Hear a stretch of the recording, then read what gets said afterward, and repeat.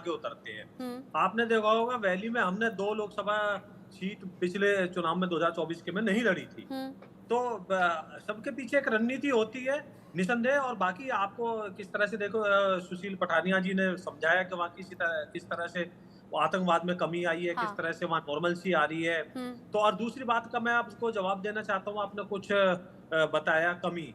देखिए जो काम करेगा कमी आप वहां निकालेंगे, जिन्होंने काम ही ना किया हो वो क्या कमी निकालेंगे। वो तो संसद में बैठ के कहेंगे ना हमारे पास पैसे नहीं है रक्षा बजट के लिए, हमारे पास हथियार खरीदने के लिए पैसे नहीं है, हमारे पास लड़ाकू जहाज खरीदने के लिए पैसे नहीं है।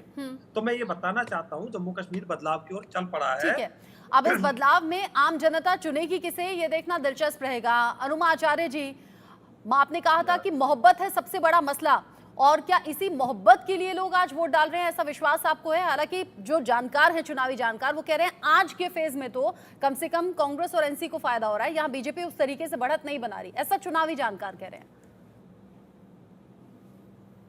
यात्रा में गई थी तो श्रीनगर के एरिया में मुझे काफी लोग मिले थे और युवा थे, वो सब राहुल गांधी के मुरीद थे, इतने फैन थे कि उनको ये मोहब्बत की दुकान वाली बात जो थी वो उनको समझ में आई। और ये जो पता नहीं कैसे आप लोग कह रहे हैं कि वहां पे आतंकवादी घटनाओं की कमी हुई है, मैं आपको बता दूं कि 2014 के बाद से मेरे पास पूरे आंकड़े हैं। पता नहीं कैसे आप कहते हैं कि ये आप यहाँ पे घटनाएं कम हुई है, ये देखिए पूरे आंकड़े हैं, पता नहीं आप देख पाएंगे कि नहीं।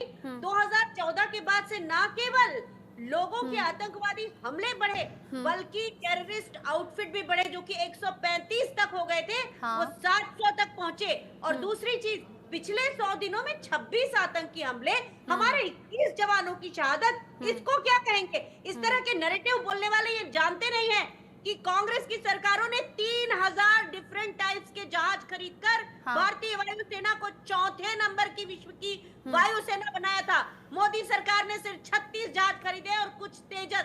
तो उठ कर बात करने की कोई जरूरत नहीं है। जो मुद्दा आप जानते ना हो उसके ऊपर बात ना करें तो बेहतर है।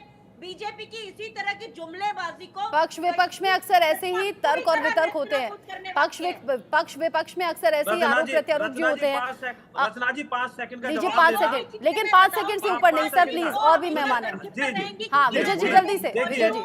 अनुमा जी से मैं पूछना चाहता हूँ, संसद में रक्षा मंत्री एक आंटी ने क्या जवाब बयान दिया था? कहे तो मैं अनुमा जी को भेज दूं क्या कि हमारे पास पैसे नहीं है?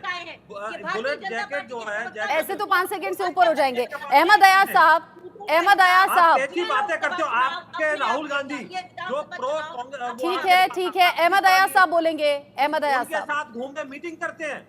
अहमद अयाज साहब,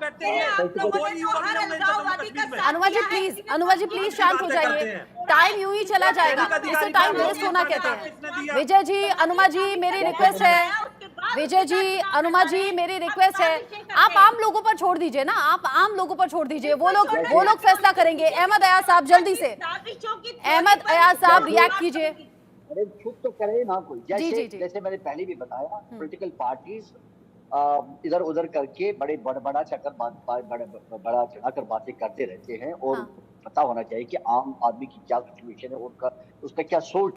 जो अभी बीजेपी के प्रवक्ता बता रहे थे, उनको ये पूछना चाहूंगा मैं, उन्होंने बड़ी बातें करी, उनको ये पूछना चाहूंगा मैं, अगर वो सिचुएशन है, अगर उनके हिसाब से वो सिचुएशन, तो पार्लियामेंट्री इलेक्शंस में वो जम्मू कश्मीर में इलेक्शन क्यों नहीं?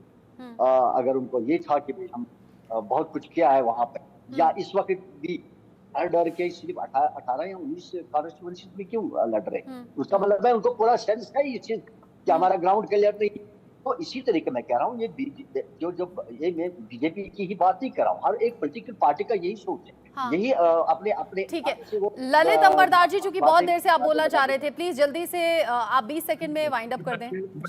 जो नेशनल कॉन्फ्रेंस के जो रिप्रेजेंटेटिव अभी कश्मीरी हिंदुओं की हालत के ऊपर मगरमच्छ के आंसू बहारते हैं, उनको याद दिलाना चाहता हूँ, कश्मीरी हिंदू का नरसंहार फारूक अब्दुल्ला की सदारत में हुआ, जो वो मुख्यमंत्री थे, और चुने हुए मुख्यमंत्री उस 19 जनवरी 1990 की रात को एक कायरों की तरफ भागे और वहां पे 6 साल तक कश्मीर नहीं आए, डर के मारे, और कश्मीरी हिंदुओं को उन जिहादियों के हवाले छोड़ दिया था। और दूसरी बात उनको ये भी याद दिलाना चाहता हूँ, आप जो कह रहे हैं ना इलेक्शन, और मैं समझता हूँ कि इलेक्शन कश्मीरी और डेमोक्रेसी के नाम पे हम लोग कहीं ट्रैक पर तो नहीं जा रहे हैं? क्या करोगे आप जब ये जो 1990 के वहां पर तो कांग्रेस और यही नेशनल कॉन्फ्रेंस की अलायंस थी ना, जब कश्मीरी हिंदुओं का नरसंहार होता, कश्मीर जहाज का इजाद हुआ था। अगर ये लोग खुदा न खास्ता असेंबली में पास करेंगे रेजोल्यूशन आजादी का, तो क्या करोगे?